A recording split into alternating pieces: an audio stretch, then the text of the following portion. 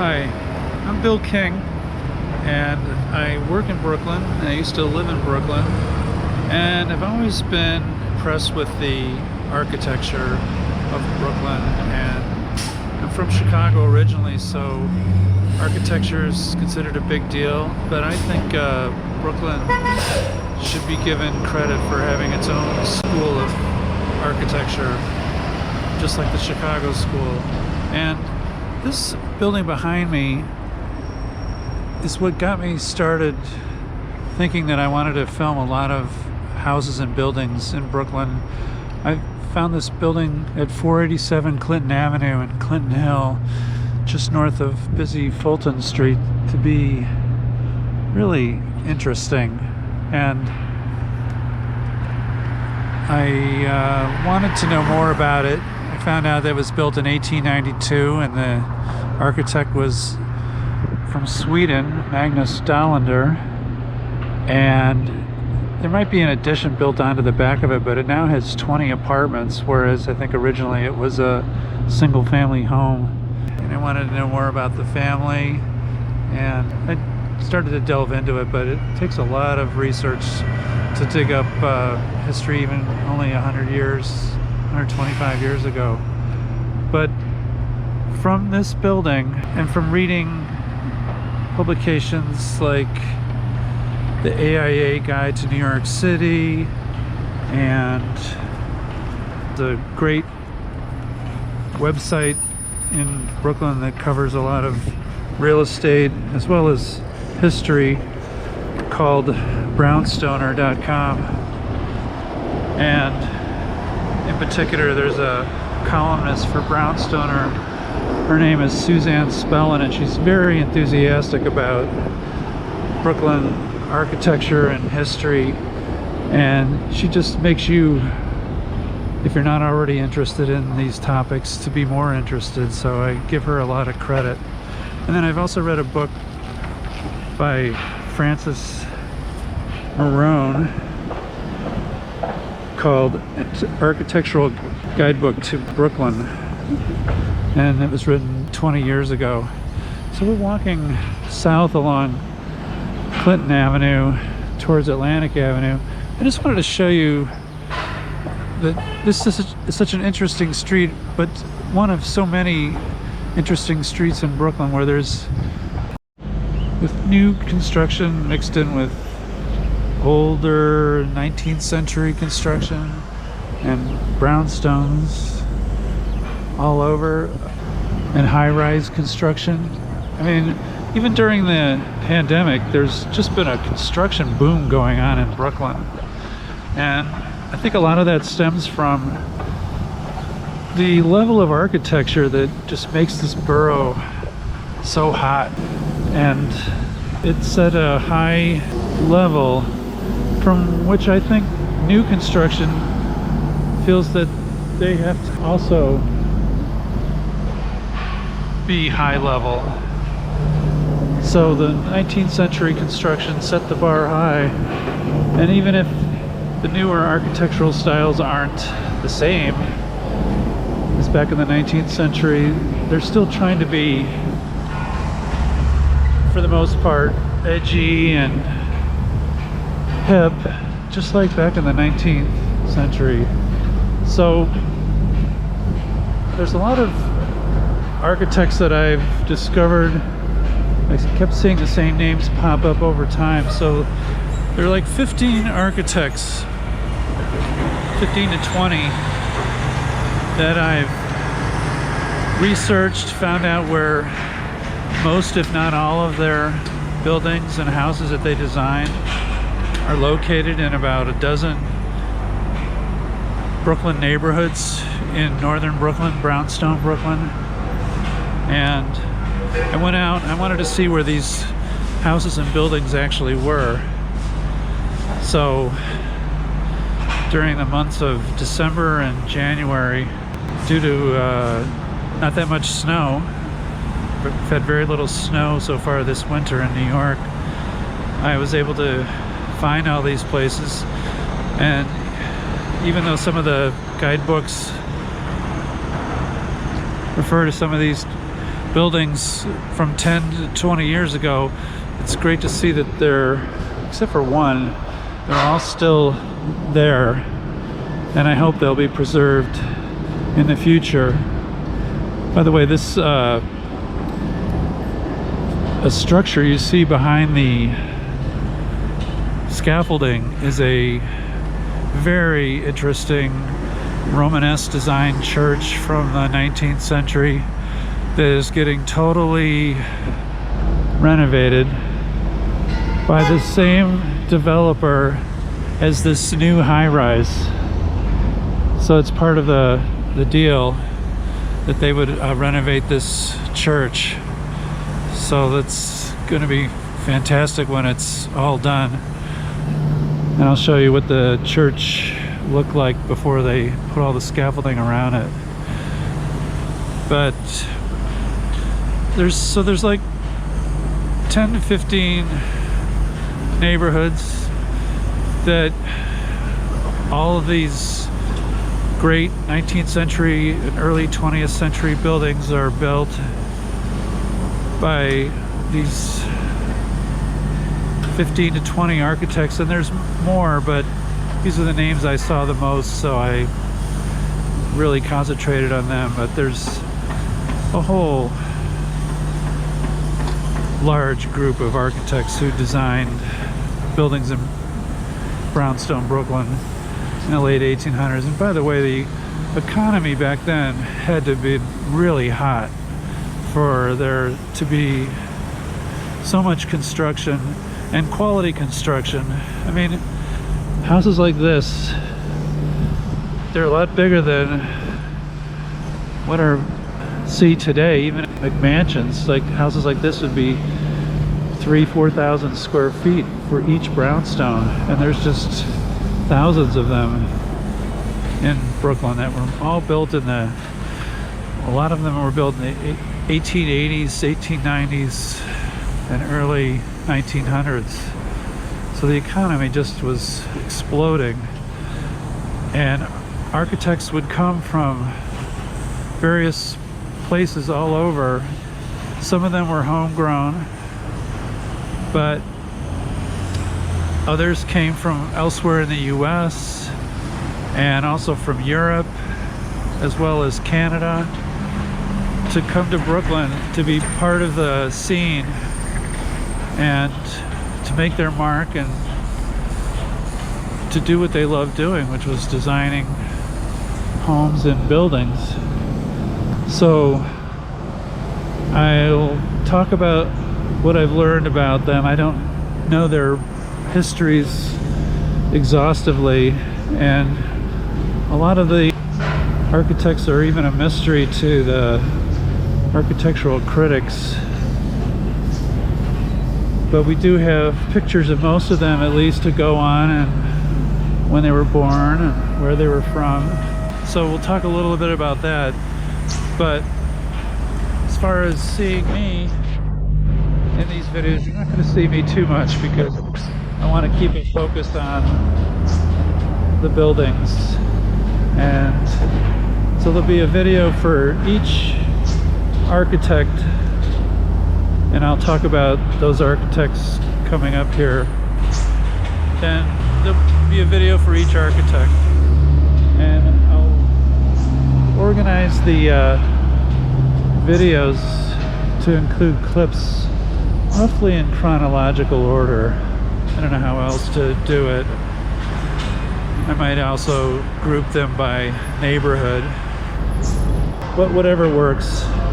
But I hope you find this interesting and informative, and you'll gain a greater appreciation for Brooklyn architecture, just like I have. So thanks for watching. So these are the 20 architects that I feature in this video and in separate videos about each architect.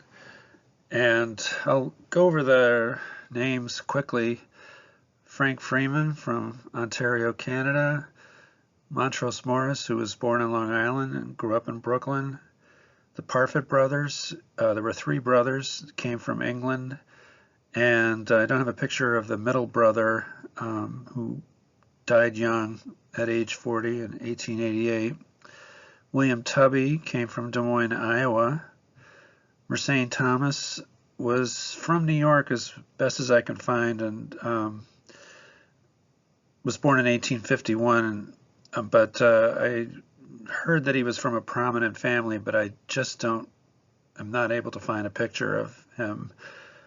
James Naughton came from Ireland and was the head of school building design for the city of Brooklyn before it merged with the other boroughs in New York City.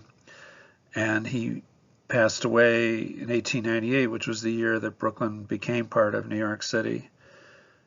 Charles Pierpont Henry Gilbert was from New York, studied in Paris, came back to the U.S., went out west, did his thing, then came back to New York and really got an early start and designed his early work in Brooklyn before moving on to Manhattan and elsewhere. George Chappelle, I hope I pronounce his name correctly, maybe it's Chapel, but I'm pronouncing it Chappelle every time, was from Brooklyn and has many interesting buildings in Brooklyn that I'll feature in a separate video. Francis Kimball was from Maine. He's one of the oldest, if not the oldest, of the architects. He only designed a few buildings in Brooklyn, but one in particular, the Montauk Club, is so significant that I do a separate video about that, as well as another church that he designed in Brooklyn.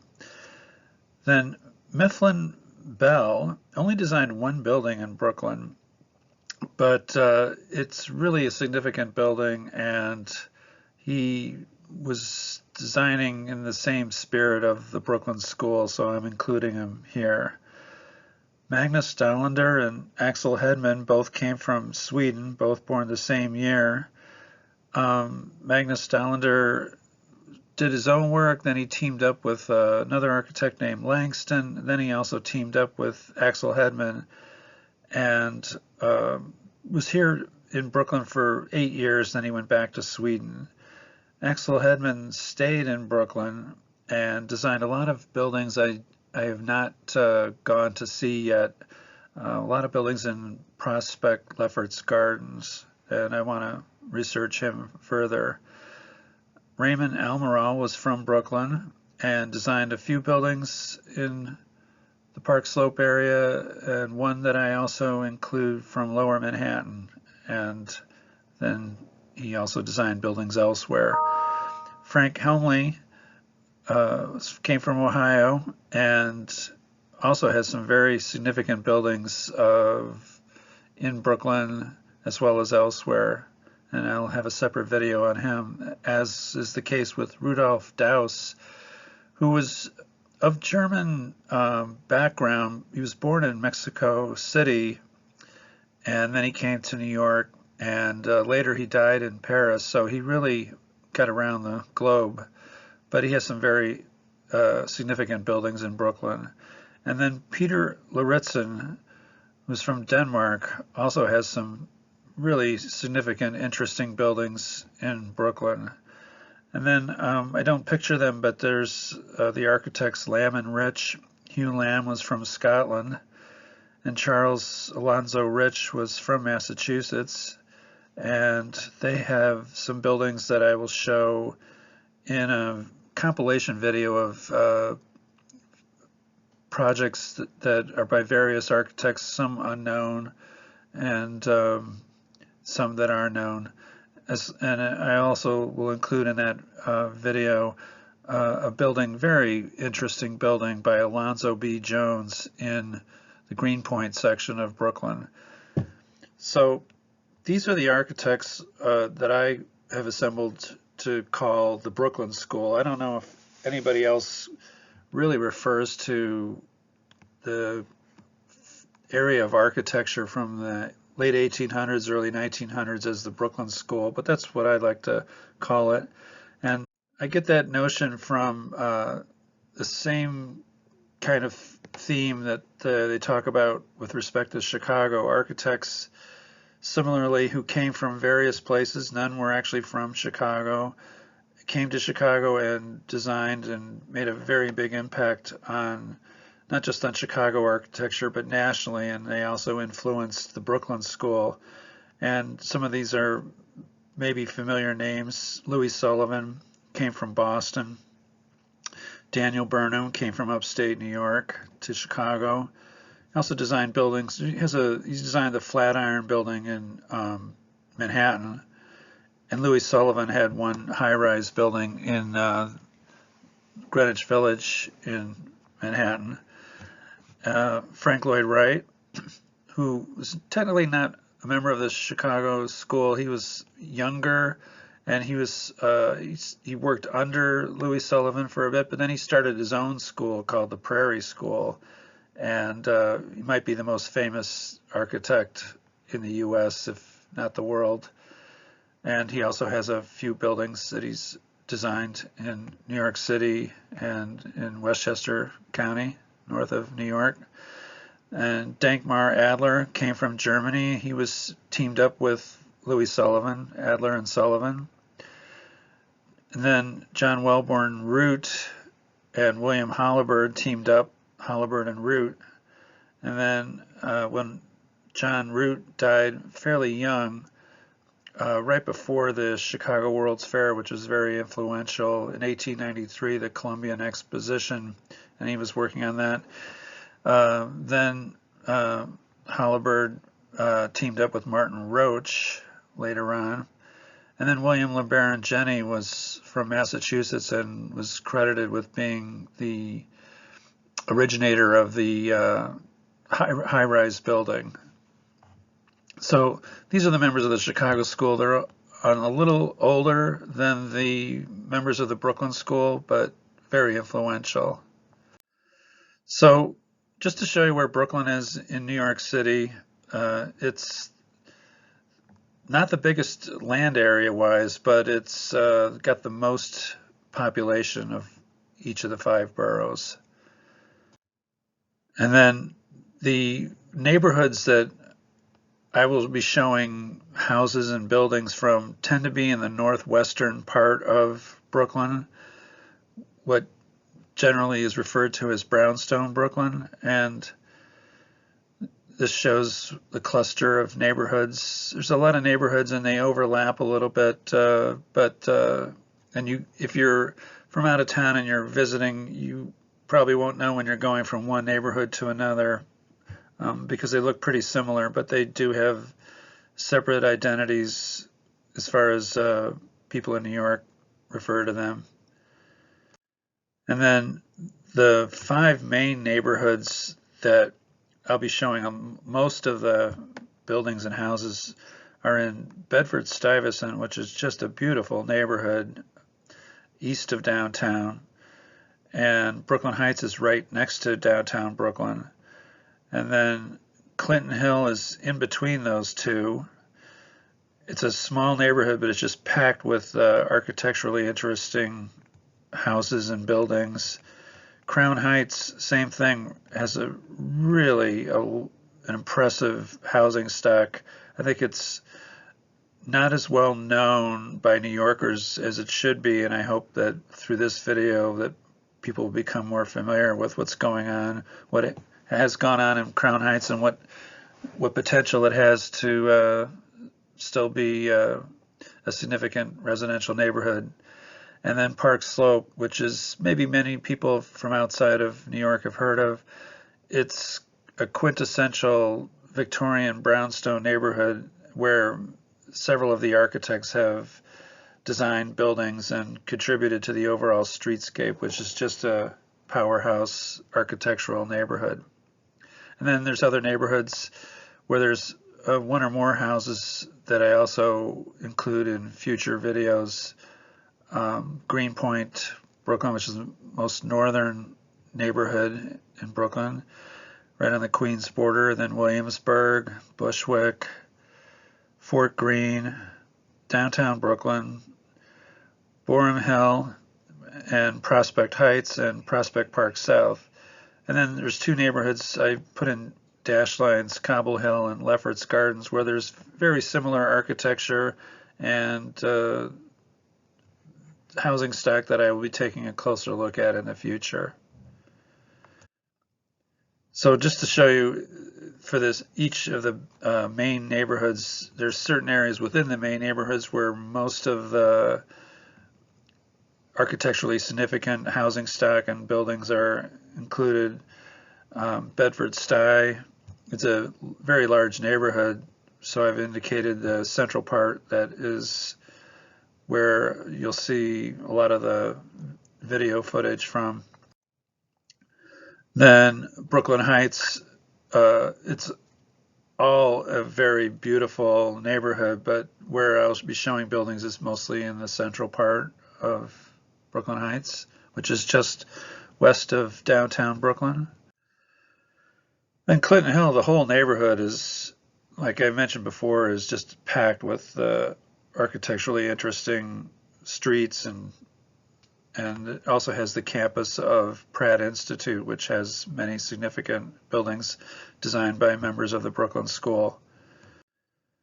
Crown Heights, as I mentioned, is a large neighborhood, and then I tend to focus on the north central part of Crown Heights.